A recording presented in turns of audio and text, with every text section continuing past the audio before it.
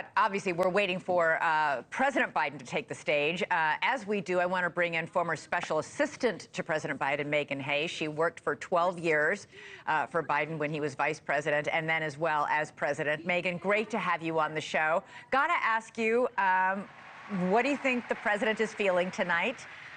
Is he getting enough love from this convention hall in Chicago for his extraordinary tenure?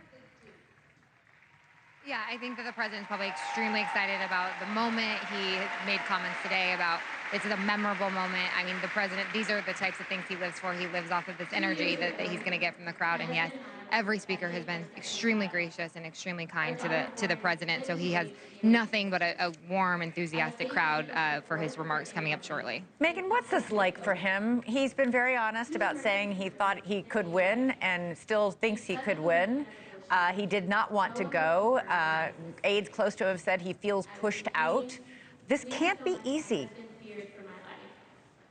You know, I haven't talked to him about it, so I don't want to overstate that. But I do think, you know, the president made the best decision for him. He wouldn't have done something he doesn't want to do. He's extremely stubborn. He talks about being an Irish, having an Irish personality a lot. So he wouldn't have gone anywhere if he didn't feel it was the best thing for him. And he also knew that, you know, that Donald Trump is a threat to democracy, and he believes that with all of his heart and every fiber of his being. And, you know, he did what was best for our country by stepping aside.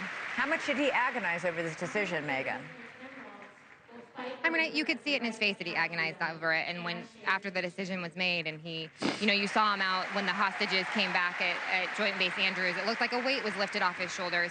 So I do think he agonized over it, but I think that he wanted to make sure that he made the decision and no one else made it for him. Has he felt liberated at all from at least the stress of all this?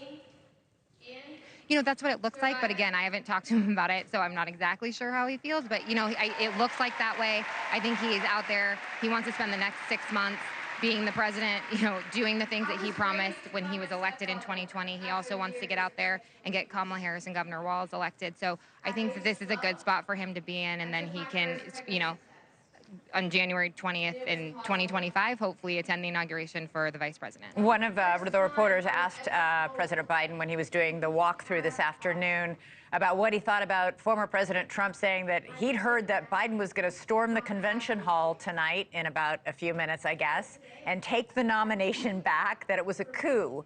And President Biden laughed it off.